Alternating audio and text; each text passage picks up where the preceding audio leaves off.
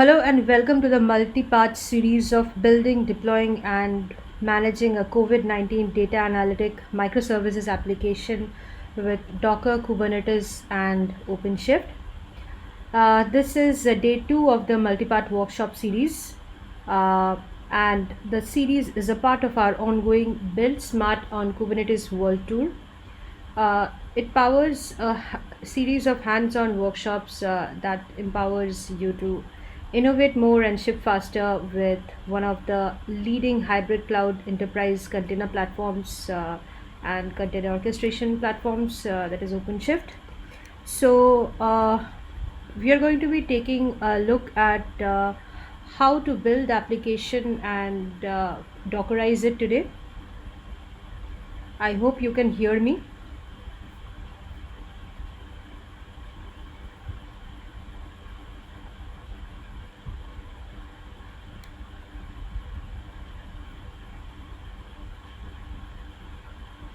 So before we deep dive headfirst into the series, I am Debjani. I'm a developer advocate with IBM, and you must be knowing me from the various meetups that we usually run offline and online. I run the Bangalore, Mumbai, and Pune IBM developer communities. I'm working with an awesome team of advocates who are passionately engaging with developers and a lot of clients and open source communities all around the world. So my team and I engage with a lot of students throughout the year in hackathons, developer days, boot camps, through universities, and with professionals in community activities. So developer advocacy works with the three code or three mantras, that's like the code, content, and community to begin with. So with that in mind, our agenda throughout the course is going to be this. So the first 10 to 15, 5 to 10 minutes mostly today I'm going to be covering about summarizing about the things that I have covered 2 weeks back, last Friday on 18th mostly, and I'm going to be doing a recap of the things that we have covered. After that, I'll be starting off with what is there for today and what can you expect in the next two more weeks. So our workshop series is around COVID-19 data retrieval, parsing, and analysis. As you know, this is going to be a seven hands-on workshop series, and we are going to be retrieving the COVID-19 data from an authentic source, make them securely available through REST APIs on Kubernetes and OpenShift. So the primary applications are developed in Java Spring Boot, but we will add more features and apply analytical services on the data in form of microservices written in different programming languages. Further, to simplify our journey and make it use case oriented, these workshops are designed around an application of popular topic. So our application combines multiple containerized microservices for parsing the time series data for the number of positive cases or mortality rates in different countries and regions. So you will also get to experiment with a variety of tools, technologies, and the particular use case. So this is part two. In part 2 today, you'll learn how to use Docker as the de facto standard to containerize and test your applications. So as a recap, I'm going to begin with cloud native and tell you take a minute to tell you about microservices architecture. So cloud native basically defines that the application must be built, delivered, and operated in a way that it is not, hardwired to any infrastructure per se. I'm not going to be going very deep into this again. So microservices, as you know, is like the building block and the most essential ingredient of cloud native application. Cloud native application usually consists of discrete reusable components known as microservices that are designed to integrate into any cloud environment. And you must also know about monolithic applications. So monolithic applications used to be, and microservices is the now. So sometime back, In the olden days, applications used to run on VMs with a massive operating system, libraries, dependencies, and a single database attached to the entire application. So, as the demand grew, scaling needed to take place, analytics needed to be put into place, and there is where we have designed this course for you, where you'll be looking at the essential knowledge that you need to get started with microservices, containerization, and orchestration platform per se, which is your Kubernetes or OpenShift. So, as you know, the application has been developed in Java and Spring Boot framework, provides with a number of APIs, endpoints for retrieving the data per country, per region, dates, and particular periods also. So there are a number of containerized microservices, including 2 data parsers for positive and mortality rates per country, and a UI for displaying the data, as well as for invoking those APIs to a number of uh, sample functions. So as I have told last week, the data is fetched from Johns Hopkins University's repo, which is the source for our project, the base where our project is starting from. And if you go to this website, coronavirus.jhu.edu/map.html, you'll be able to get the exact data that we are taking. And in this page, you'll also be able to find the GitHub repository that is behind the Johns Hopkins data. Where this information we are taking from, which is serving the base for not only my project but the project that you're going to run as well. So by the end of the series, you'll have 4 containerized microservices, out of which 2 we are going to be deploying today, and they are going to be eventually running on the OpenShift cluster, code ready containers, and code ready workspaces. And day 3, that is like 2 weeks from now, will be on Kubernetes. So the microservices that are going to be running are the data parser that is written in Java, the UI frontend written in Java to generate HTML and Node.js. The analytical application is written in Python Flask, and the data visualization is written in Node.js. The source of truth is going to be this repository. I have the link given on the chat box. So once you have completed the entire thing, you're going to be having the app running on managed OpenShift cluster on IBM Cloud, with the image on IBM Cloud Container Registry. So I will give you access to OpenShift clusters depending on the days or the slots when we are going to be running the workshops. Today you'll be building the Docker files through the Docker files on your local. I hope you had some time to take a look at the prerequisites and download some of them. This is your GitHub repository that I was talking about. The Johns Hopkins University data is taken from, which you can skip for now. This is how it looks, the front end looks. Last 2 weeks back, last workshop, when we had taken a look at how it looks.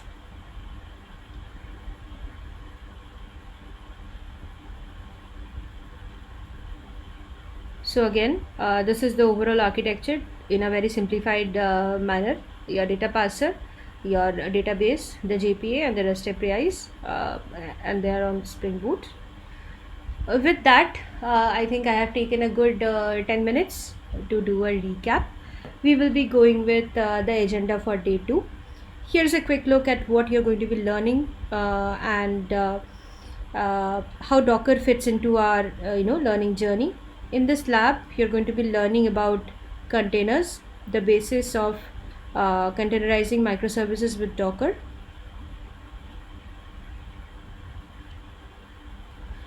So you are here on the first day today with containerizing your app. And here are our API endpoints that you can test out once you have everything in place. So, as we have seen, the microservices architecture addresses all the liabilities in monolithic applications. If you had some time to take a look at the video from last week, or if you were there with me last workshop, you'll know what I'm talking about. And you can allow different applications to work on different timelines, right? With the microservice architecture, you can choose the best fitting technology stacks, you can scale individual services, and you can create instance of each service which you can change according to your wish. So if I say a particular microservice fails, your whole application will not come down crashing, right? So if I'm taking for example if I'm taking the example of, let us suppose, the SBI or any other banking website, right? So they not only have the points to see how much balance you have, you also get to do your transfers. So they basically keep a book, and they allow you to take a lot of other services, right? To open a fixed deposit account, or to open a RD account, and all of these things are specifically different kinds of services which different departments are going to be handling, right? When you go to banking department, a bank branch of a bank in your locality, you'll know that the fixed deposit department is going to be different from the recurring deposit department, and all of those things together. So similarly, when you are putting these things on the microservices plate, you'll have to differentiate these services separately, so that you'll see sometimes when you're on the website, you'll see that transfer NEFT probably is not available today from this time to this time due to some planned maintenance. So what they are going to be doing is they are going to be putting down that particular area, that particular service, and they're going to be fixing that, they're going to be upgrading that, they're going to be putting it back, and then you'll be able to do the NEFTs. In the meantime, your other things, your normal account transfers, your UPI transfers, and all those things are going to be working.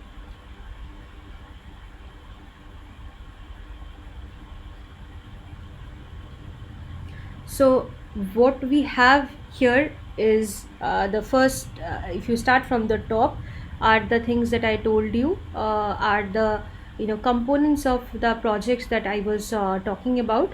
And once you have these components and you have your files, you have your microservices ready, these are going to be on your Docker today.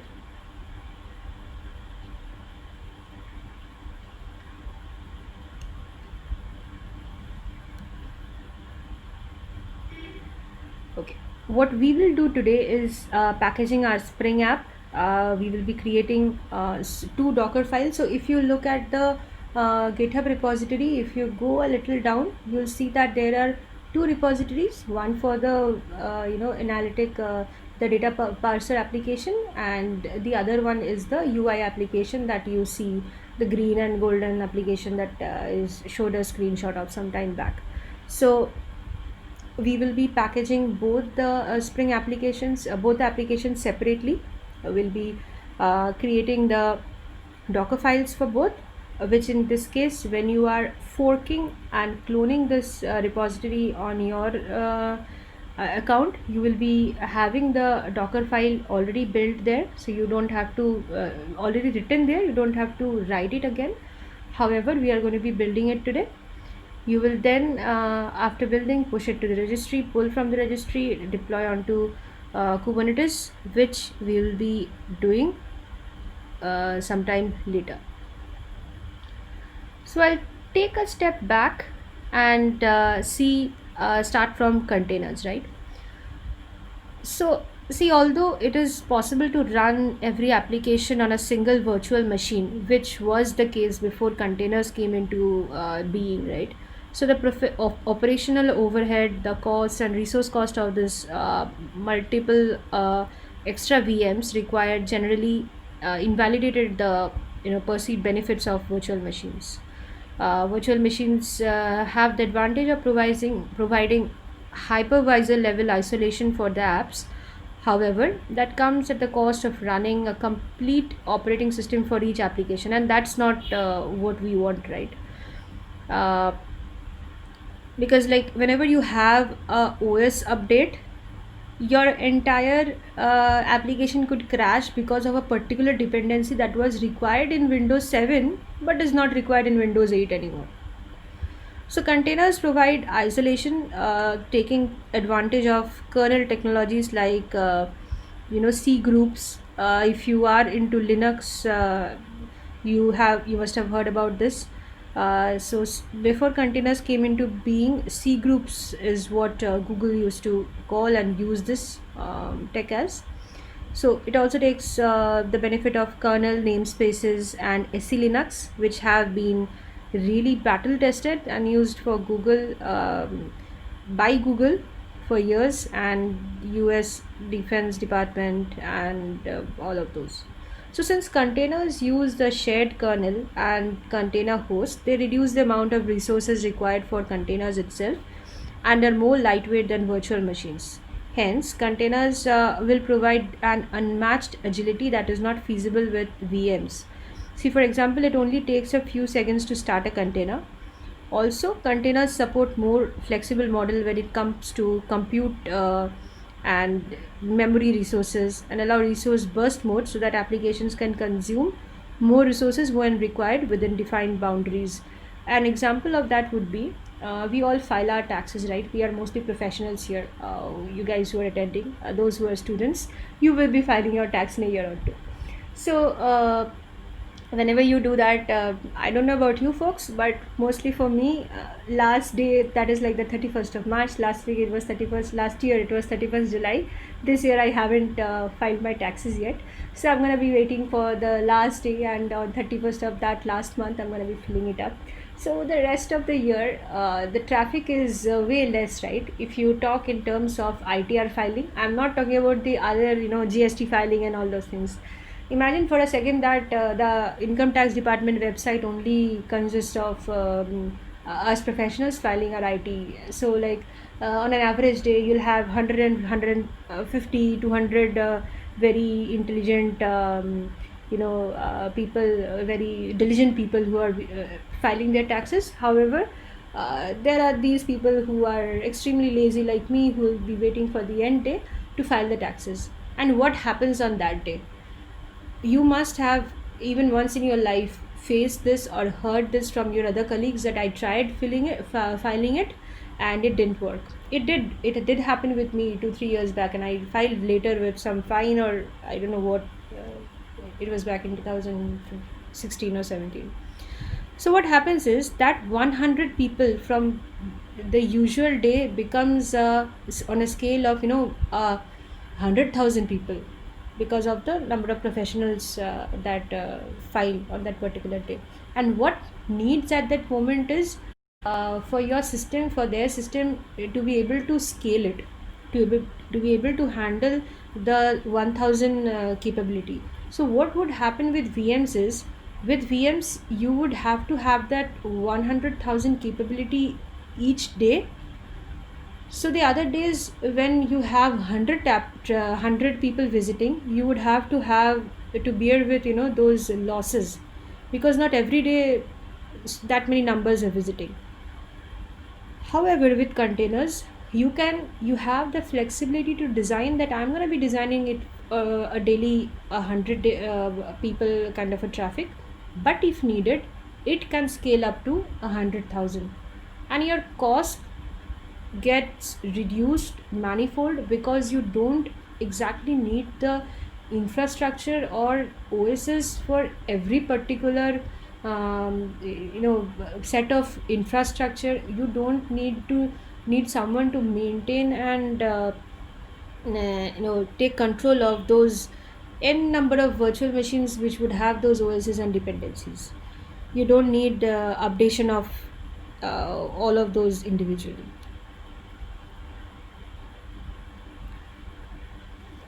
So the things that I have been telling, like stories, right, is a part of what you see on your screen. You have your servers, you have your particular hardware, you have your OS on that, and your libraries and dependencies. Let us say, for example, you have a Node.js app, MySQL, Redis, and Ansible. So Setup time is something I spoke about. Compatibility with OS I spoke about. Compatibility working together is something that you need to know. And what happens, right, with this? You have your different uh, dev, test, product, prod servers in order to do that, and to remove those dependencies and to remove these differences, your Docker or container runtime comes in place, right? So you must have heard these jokes very often, right? It works on my machine, it didn't work on his machine. It works with dev, it doesn't work with QA, and these feuds used to happen even like 4 5 years back. But now, as we are moving on, these things are going more and more slow. You'll be able to hear these more and more less. So the compatibility issues and the dependencies are actually removed now. So now it's no more dev's problem or no more QS problem. It's a problem for the whole team if the thing doesn't work, right? So getting back, right, what are containers we were talking about? So containers are like executable units of software in which application code is packaged along with its libraries, dependencies in common ways so that they can run anywhere, whether it is on your desktop, traditional IT, or the cloud. Also, I'm a one man army today. I'm going to be taking the questions sometime later. Once I finish with my screen, because my two screens are not working today, so I am only on my laptop today. So once I'm done with the presentation, I'll be coming back to the questions at the end. So getting back to containers, so we have seen the benefits of containers. I'm not going to be going any more in details on that.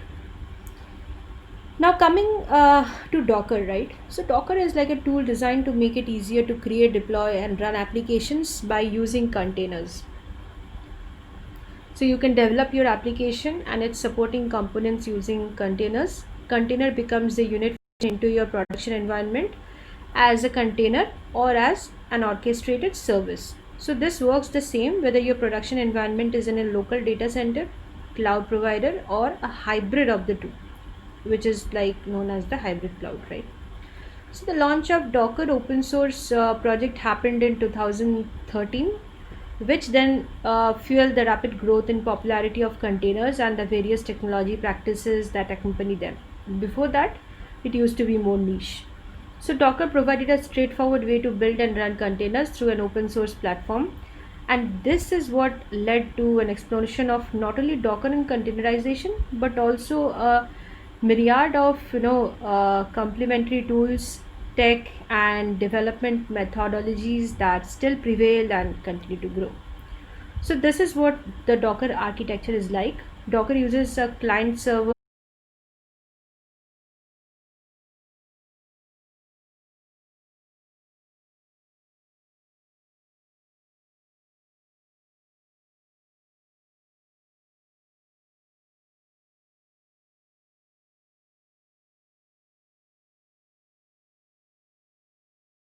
Docker client. It is the primary way that Docker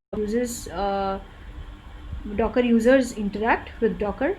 When you use commands such as the Docker run, the client sends these commands to Docker or Docker D, which carries them out. The Docker command uses the API, the Docker API, and the client can communicate with more than one daemon. These are the Docker objects that I was talking about. Now, your platform image defines the runtime environment, packages, and utilizes the necessary utilities for containerizing the application to run. The platform image, keep in mind, is read only. So, any changes are reflected in copied images stacked on top of it as a layered image. That's like a static snapshot of the container's configuration.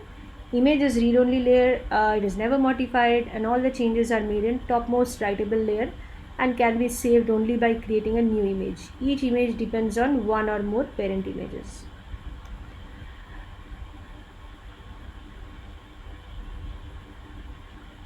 So then is where your container comes into being, which is like an application sandbox. Each container is based on an image that holds necessary config data. When you launch a container from an image, a writable layer is added on top of this image. So these image layers are like every time you commit a container using the docker commit command, a new image layer is added onto store your changes on that. And the last part about the Docker architecture are services. So the services allow you to scale containers across multiple Docker daemons, which all work together as a swarm with multiple managers and workers. So each member of a swarm is a Docker daemon, and all the daemons communicate with the Docker API. So a service allows you to define the desired state, such as number of replicas of the service. We'll be taking a look at that while we are writing the Docker file. And by default, the service is like load balanced across all worker nodes. To the consumer, Docker service appears to a single application. So Docker images, we spoke about Docker images a file back, right? It is an executable piece of code, as you know. Coming back to the architecture, container registries is another thing. If you see on the right side, so container registries are so we have seen up till now what containers are, right? But where do you store and manage them, and how do you manage and store the images? So container registries is where you do it. Container registries can be on your local machine. If you run the docker build command and build a container image, it is now stored on your computer. But this isn't particularly helpful for distributing images when you are working in a large organization or in a production environment, right? So there is where you need a place where these images can be easily stored and retrieved, maybe for the particular organization or the project, the client project that you're working on. Or you can push it to public registries like the Docker Hub is one, or the private registries which are like self-hosted, and that will like restrict access to the images so that only authorized users or the particular project users can do it.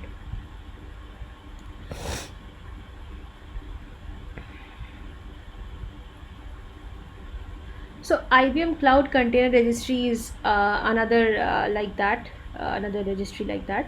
So there are a lot of hosted registries, and in this case, user doesn't need to deploy or maintain registry.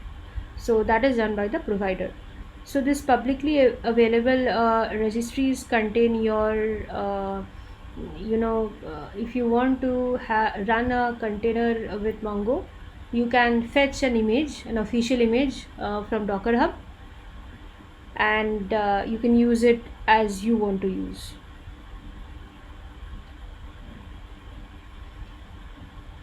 But then in order to create an image, there's a specific format for image naming. So to build a container image from a Docker file is like the blueprint from which an image is built. The Docker file outlines all the steps to be taken to build the desired image. Docker then builds that image from the file. It is important that you know that the difference between a container and an image, which can also be called as a container image.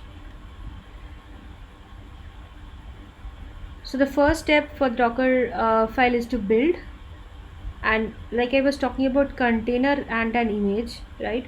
So these terms are like not interchangeable terms. These are two distinct things. And an image is an immutable file that contains the source code, libraries, and dependencies that are necessary for an application to run. So immutability means that these images are read-only, and if you change an image, you create a new image. In a sense, images are like templates or blueprints for a container. You must think that I am repeating these things, but the more you get associated with the terminologies, the easier it is going to be getting when you will be doing these things. Now, immutability means that images are read-only. I have told you this. So what you do once you have the image is that a container is going to be running the image, and it is instantiated. So you begin with a Docker file, and it indicates what to include in an image. You can build an image using that Docker file.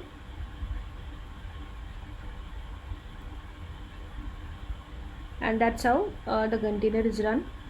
So this is a very simple Docker file. You'll note that the first command is always a from command. This command defines the base image. In this case, our base image is Ubuntu version 18.04. So I'm deviating a little bit from the COVID-19 application, so that once I'm done with the Docker file in the next 5 minutes, I'm going to come back to the application. So this image is like freely available on Docker Hub, so we don't need any authorization, and we can also omit the host name. So next comes your copy command. This presumes that we have a directory called app in our working directory. Assuming that we do, the directory and its contents will be copied in the image as a new layer. You have your run command, performs a make operation to build the application, and you can set your environment variables if you want, and the final will be your cmd instruction, which provides a default mechanism for running the container. Here is just a description of the things that I was talking about. Coming back to the COVID-19 application, today we are going to have our first application, first container, that is going to have jar file. The Docker file is gonna run the Java. You also have a Node.js one, which you won't be touching today, and eventually you will have your Python one also, which you're not going to be touching today. So today we are going to be just touching the Java ones. And back to the GitHub page.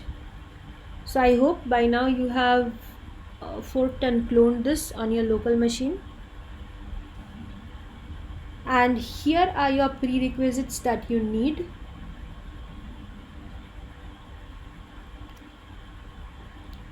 If you have these installed,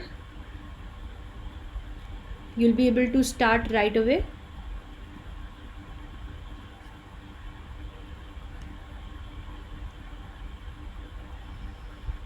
I'll just take a look at the questions before I go on.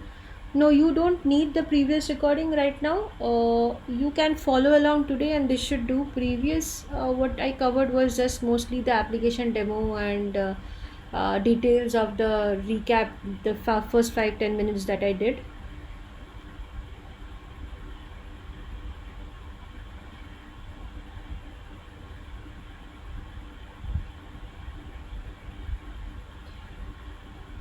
And part 1's video I'll paste today, so you can go not go home, I mean later take a look at it. So that should be it.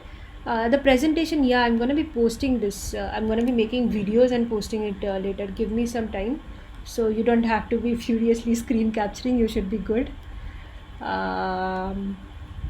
Okay, what else? I'll come back to your specific question on workload later. Asif Samra, sorry. I'll come back to you, and I think we are good here. So yep, these are your prerequisites. Have these things handy and download these. You will only need up to Docker today. You can see the arrow mark here. That's all you'll need today. So provided you have taken care of first two, forking and cloning these two applications, GitHub repositories, you have it in your local. You will then need to go to each one of them. You will need to go to the first one. I'll show it on my screen in some time as to what we'll be doing. Before that, I'll just take a quick walkthrough about what I will be doing. So you'll be cloning them, going to the CD into the directory and into the folder, and you'll run ambient clean install.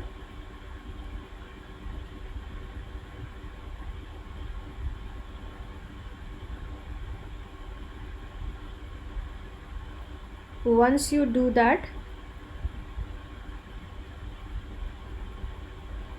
you will be going to the target folder in that particular in your web application folder, and in the target you'll find a file something .jar. Copy the file name along with this whole target target slash whatever file name you will have, that .jar. Step 1 will be this, step 2 will be this.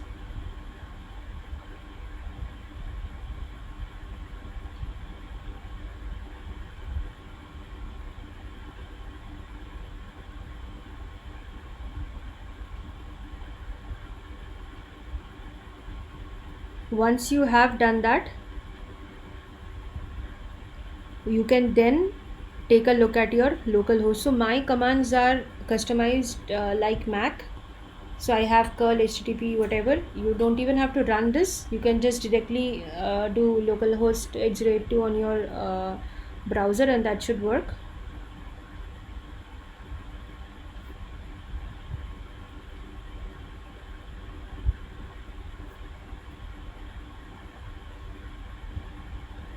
So next we will come up to our Docker file.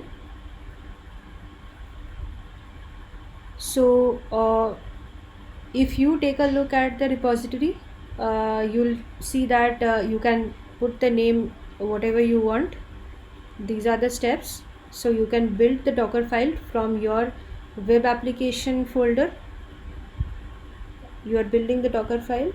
Once you have built the Docker file, you can do run this command, docker run -p. So -d runs it in the detached mode, and once you have done this once, so what happens with detached mode is you will be able to running this and you'll be able to see your output on your terminal. If you have the RM flag, when you will be building this more than once, you can replace the existing image. Once you have built and you want to remove that image, you don't want to be putting my app something version 1 version 2. If you don't want to do that, you want to keep the same thing, you can just use the RM flag.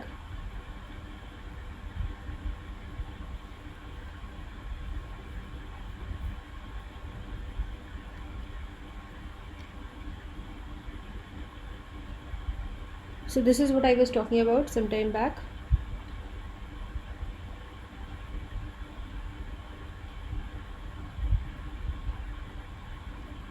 I do an ambient clean install and it runs.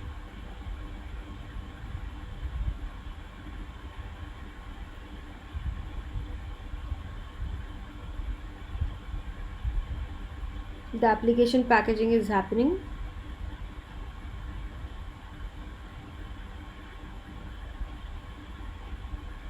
So I'll be posting these as well, but at a later time. Doing it today, you can take a look at the commands on the Git repository and you should be good.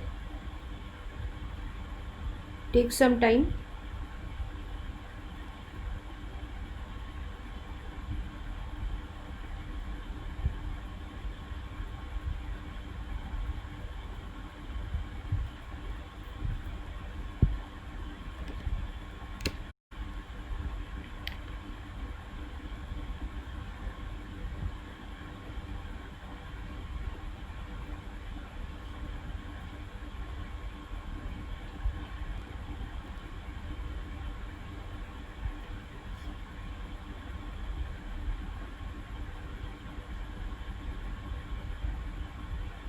So once the application is built, right, and I go to my browser, I'll be able to see this.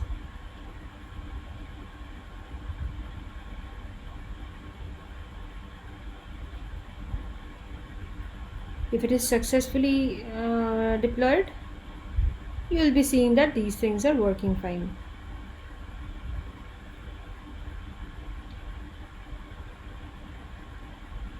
Next up, I'm going to be building the Docker files for the app. We saw the steps that happens right when you start building from Docker file. If you see here, top left, 1 out of 4. So the from this particular image, OpenJDK 11 colon latest, the image is being pulled.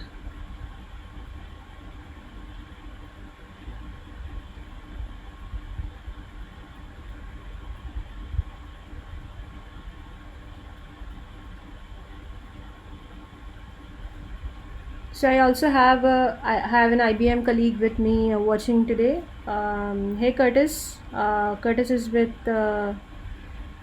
has texted me yesterday about this. I just wanted to tell you a hi, Curtis.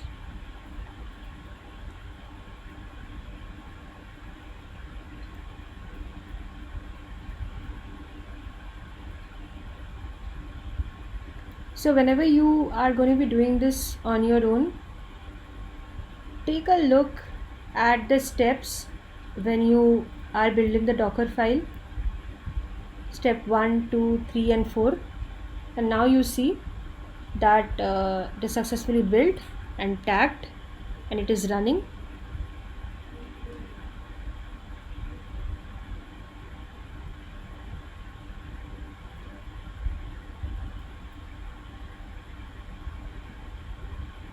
So that is my version 1 of my app running. If I do Docker images, you'll be able to see what I built some time back.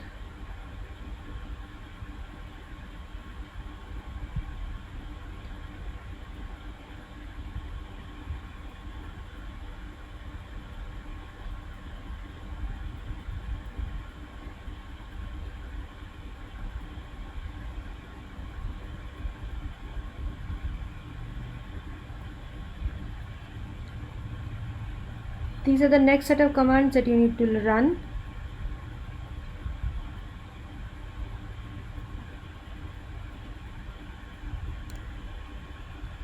So what is happening is,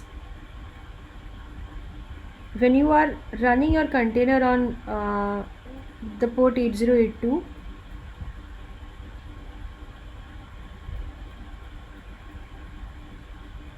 you will have your one of the containers up, that is your parser container up. Once you have your parser container up, make sure you go to ucd to the UI directory, and similar way you build that up, mv clean install. After that, build up your Docker file for the UI app. Once you have done that,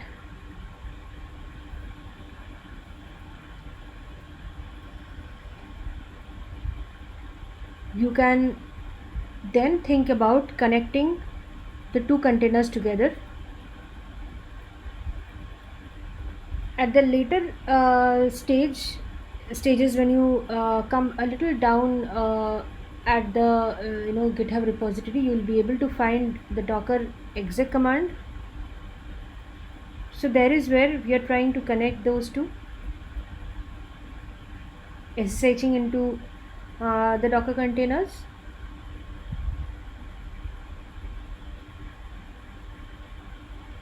So this is how your structuring will be, right?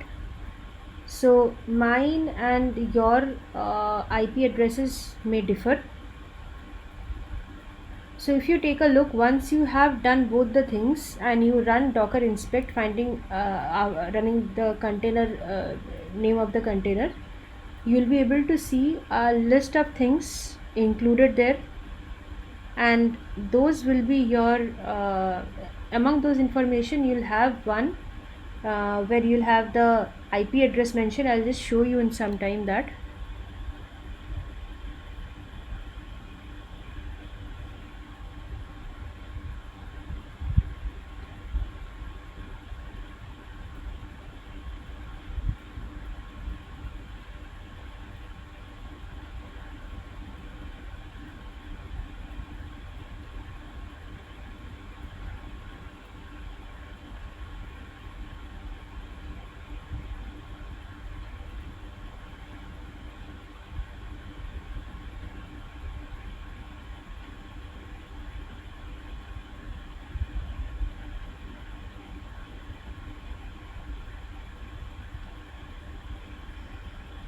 I'll let it build up.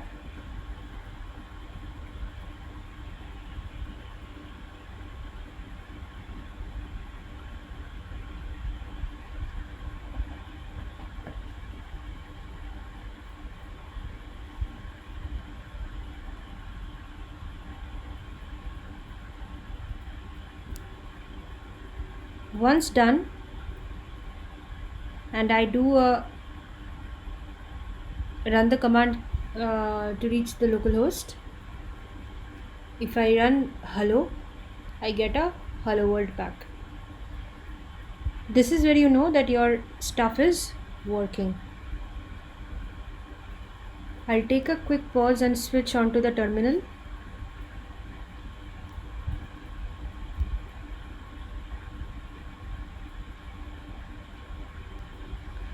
So you should be, I'm just taking a look at the questions. You should be on your web application directory for your web application, and then you can be on your UI directory for both the they are like two containers, and for both of them you need to be packaging the application and then building the Docker files.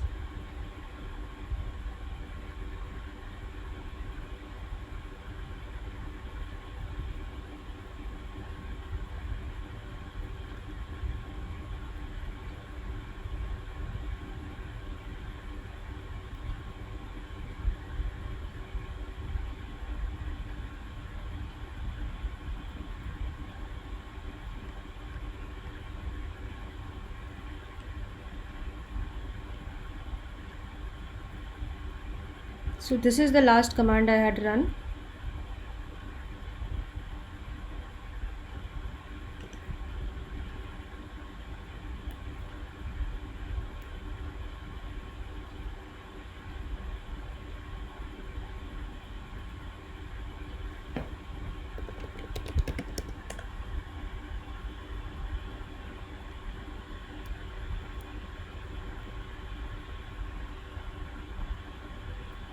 So right now my app is running.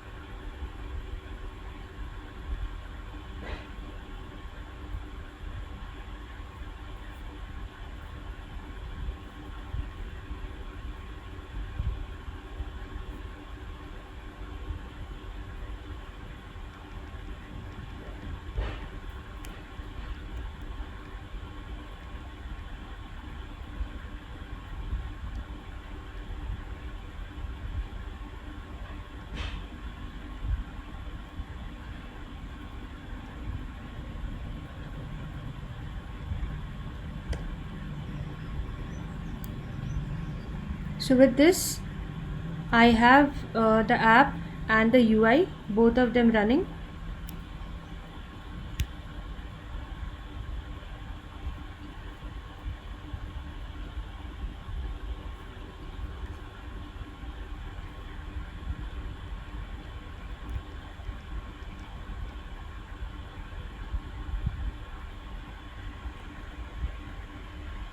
So to find out the IP,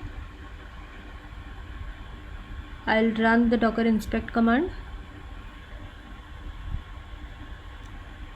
So I'm running the UI, and from there I'll need to connect it to my app.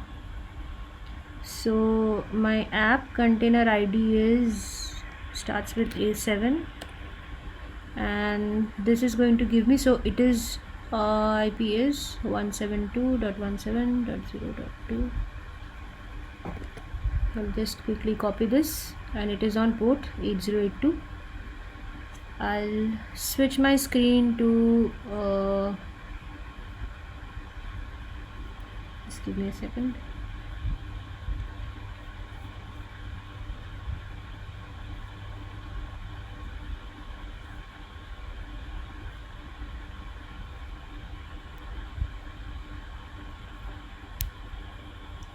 So right now, if you see, I have the UI app here, If I want to connect it, I'll just have to put the IP address with what I should connect to with the port. This should hopefully work. Yep, this is connecting. This is connected to the server.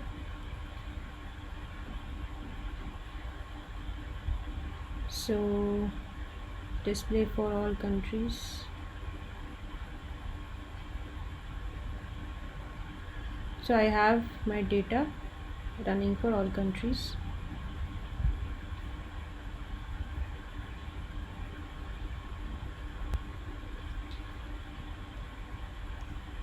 Not so difficult. Test it out, run the commands. If you find difficulty, reach out to me on Slack or other places. We have a community on Slack. I'm also there on LinkedIn. You can also find me on Twitter.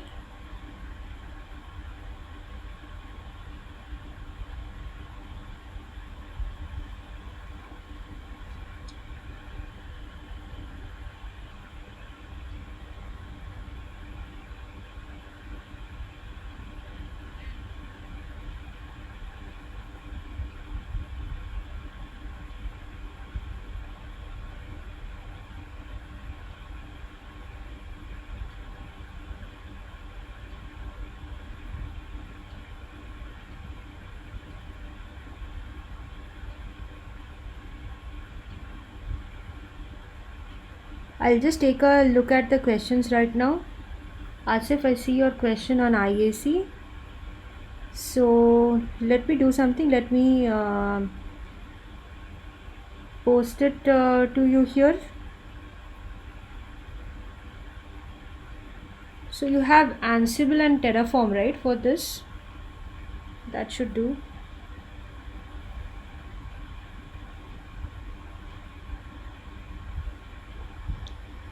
All you have to do is do a Google search.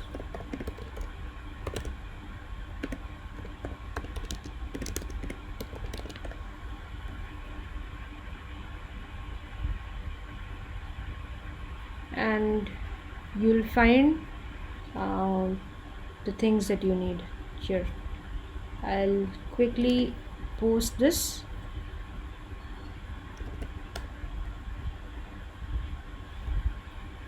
Native from IBM Cloud. I'll just take a look at what is there, particularly from IBM Cloud, what the service name is at the top of my mind. I can't remember, but this is going to be there at the end. Yep.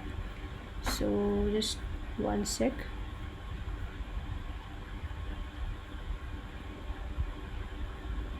Yep. So IBM Cloud Schematics is the solution that you're looking for.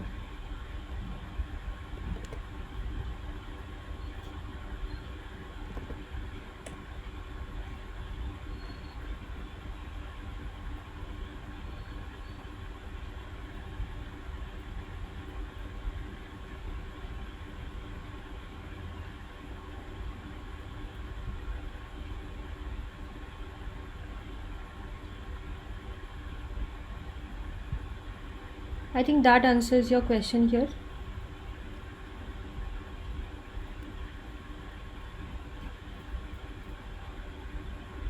Sure, give it a try and let me know how it goes.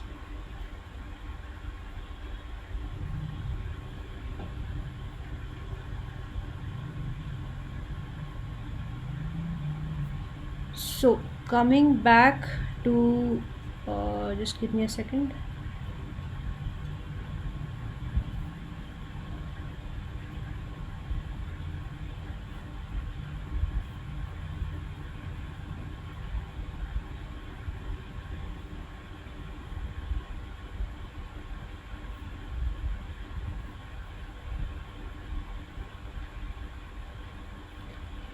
Coming back to the presentation that we were on, this is your summary for today's topics that you have seen. Go take a look at these, give it a try, and let me know how it works. And I think you already know where to find us on our meetup groups, on Slack. So if you want to ask me anything about the particular project or anything in general, Slack is the best place to do. Mostly online throughout the day on that. So cognitiveClass.ai is one another interesting thing that you can take a look at. We guys do it internally as well. You can earn badges and showcase them on your profile, on your LinkedIn. You can put them on your CV. It's like a verified thing. You get to do your badges for free. You can take these courses. Even we skill up from that place. IBM Developer is another place where you can look for code patterns. So any projects, right, you want to do something on mobile app development, something on web development, anything on cloud native, anything on visual recognition, IBM Developer is your best place to go, as well ours internally. We are the ones who write over there. We are the ones who take a look at the things that our colleagues have written.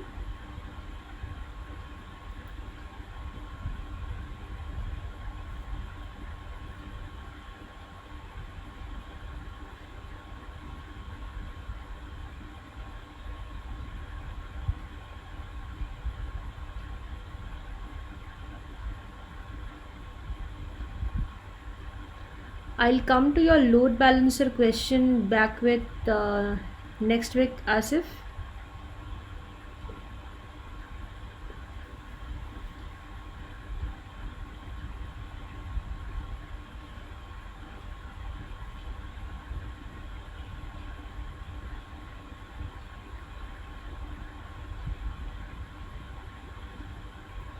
So I'm taking a look at the comment before that from Moon Shadow.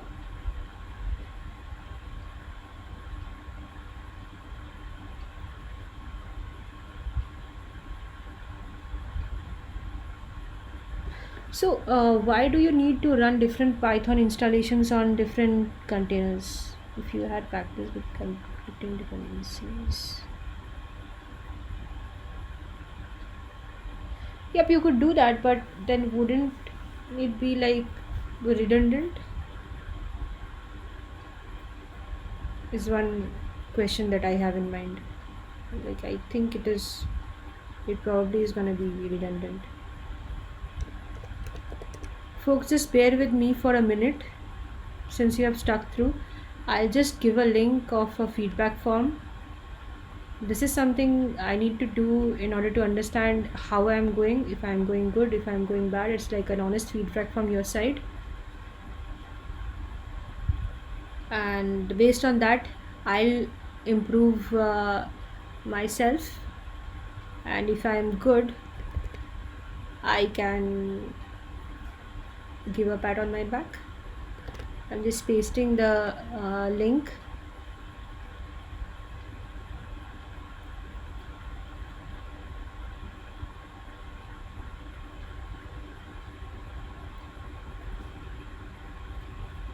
Yep, your particular container will contain your dependencies for that particular instance, right? For that particular set of stuff.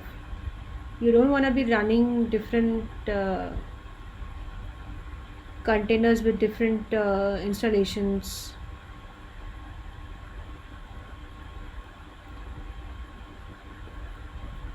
Okay, I think with that it is the end for today. Take a look at the feedback form and come back. Fill it up and let me know how I've been doing. That's it, guys. Thank you for staying with me today. I'll come back to you in a week or two, either me or someone from my team, with part 3, and we'll be deploying the app on the Kubernetes cluster.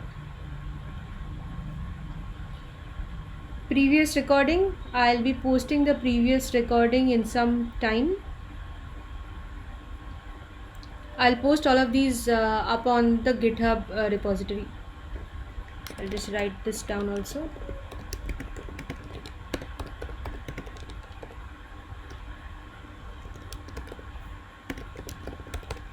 Git repository or Slack channel, whatever floats your boat, take a look at it.